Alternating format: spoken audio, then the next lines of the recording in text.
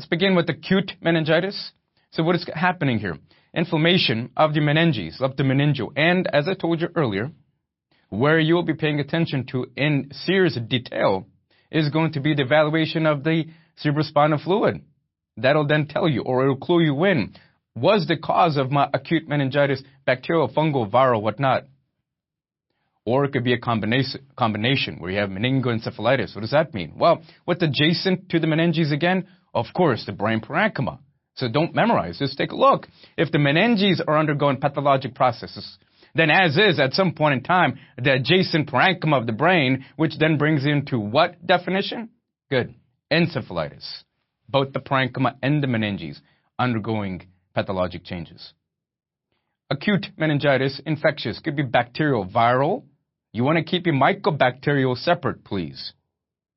Then you have spirochetal, fungal, and parasitic. Granted, mycobacterial and spirochetal are, in fact, bacterial, but I need you to keep this separate. Why?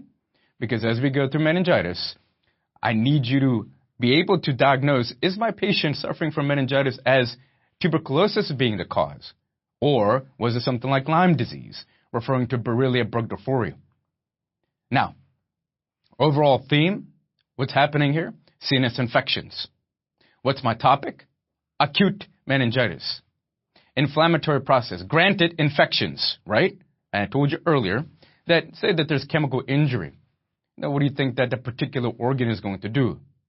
Undergo inflammatory process. But is it purely infectious? Not really, right? So we'll talk about just quickly a couple of points on chemical. And also neoplastic. Neoplastic, of course, not being infectious. But if you have neoplastic, let's say, changes taking place in the meninges, once again, you get the point. Inflammation, acute meningitis. Let's continue. Now, here's a couple of tables here. I'm not gonna bore you with the detail, and you know how to read your tables. These tables, as you know, are money, right? And so by that I mean, if you know these tables well, do everything in your power to somehow extract these tables out of all of my lecture series, because this then summarizes and you will understand what's going on with your patient. But in order for these tables to really make sense to you, you need to make sure that you have a full understanding of the pathogenesis. First, under the column of no infection, WBC, 0 to 6. Now, when you say WBC, what are you referring to? Well, could it be a neutrophil? Could it be a lymphocyte? Keep that in mind. So normally, let's say 0 to 6. What are we looking at? We're looking at the cerebrospinal fluid. What are we looking at? Not the plasma, not the urine. You're looking at the cerebrospinal fluid. There should normally be no neutrophil. This is the first column. RBCs, very minimal. Glucose, no 40 to 80. Memorize that. And the reason I say that is because let's talk about bacterial meningitis for 1 second. How do you think bacteria survive? They survive by consuming glucose just as we do. Granted, the metabolism a little bit different biochemistry, but nonetheless, bacteria is going to consume glucose. So therefore, what do you expect the glucose level to be in a bacterial meningitis? Obviously decreased. What about viral? Oh, viruses are a different beast, aren't they? They are magnanimous organisms that know exactly what they're doing, and they're very manipulative, and they use the host so that it can survive and duplicate, as you know from microbiology. So the glucose levels obviously will be different from viral meningitis. Memorize 40 to 80, please. Protein, once again here, 20 to 50. So as we go through this, I'm going to give you a little bit of understanding as to why we find certain findings in our cerebrospinal fluid. If it's acute bacterial meningitis, you have an 18-year-old who's gone to college, staying in the dorms, and then you know about your signs and symptoms of meningitis that you talked about in microbiology. There's going to be difficulty with looking at lights. Trust me, here I am in a studio, and these lights, if I had meningitis, there is no way that I could be in this room talking to you, because I'd be whimpering, right? So photophobia, headaches, nuchal rigidity, you've heard of before, Brzezinski signs, so on and so forth. Difficulty with raising your legs. So that's your meningitis. 18-year-old gone to college. At this point, you should know about your bacteria or the species causing the particular meningitis. Maybe it's a Neisseria species, right? If it's that teenage college year. What if it was a young baby, a neonate? The bacteria there is a little bit different, isn't it? You've heard of your CAMP-positive Streptococcus agalactia, or maybe perhaps E. coli, gram-negative organism.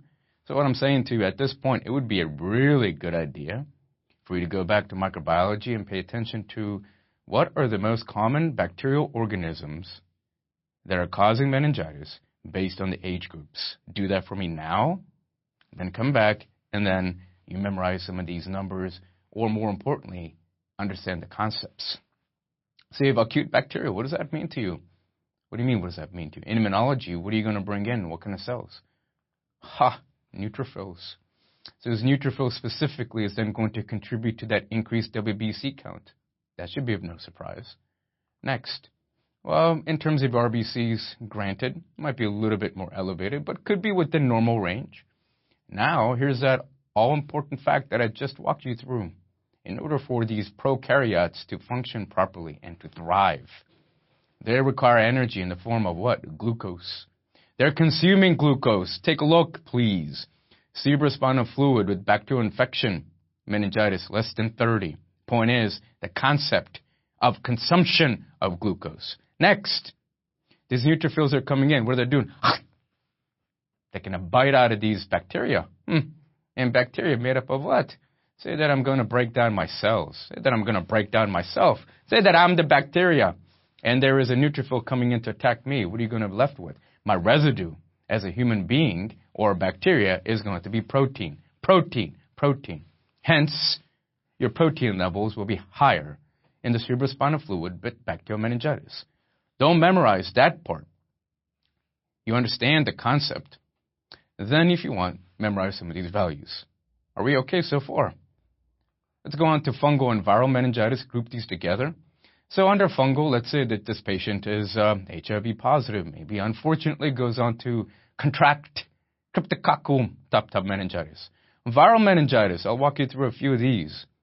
A little bit different. Before we move on, once again, you have an infection. You can expect the WBC count to be elevated, but definitely not as high as what you find with bacterial. Next, if it's viral, what kind of WBC would you expect? Not so much neutrophil, huh? Not so much neutrophil.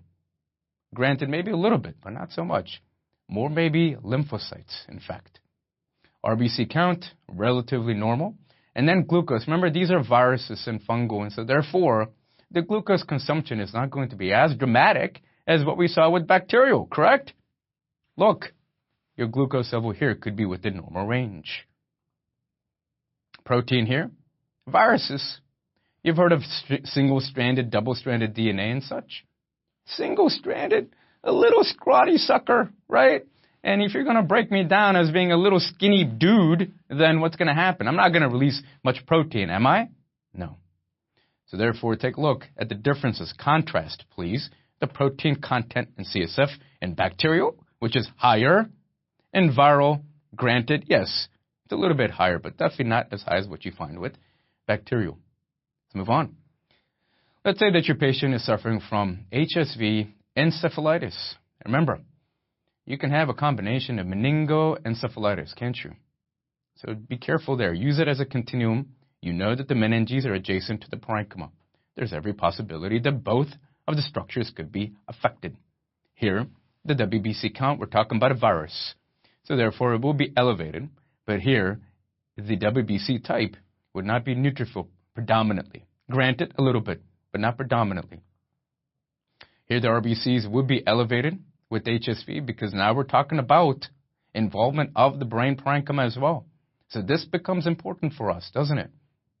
10 to 500. So I need you to stop here, digest this under HSV encephalitis, please. Let's move on. What about glucose? Remember, once again, this is a virus. So therefore, you're not going to consume as much. And so therefore, glucose could be greater than 30. And then here, the protein, once again, higher, but definitely not as high as what you find with bacterial. So be careful when you're doing herpes.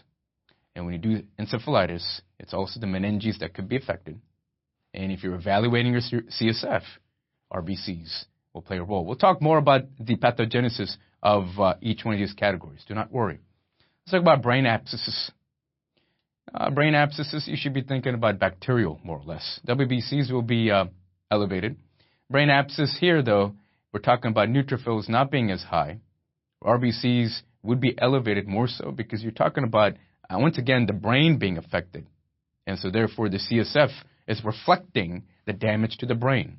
Same concept. Here, the glucose could be elevated and the protein would be higher. We'll talk a little bit more about brain abscess in the form of ring-forming lesion. You will know for sure that you're dealing with the brain abscess. But overall, here's a really good extensive table for you to evaluate some of your cerebrospinal fluid.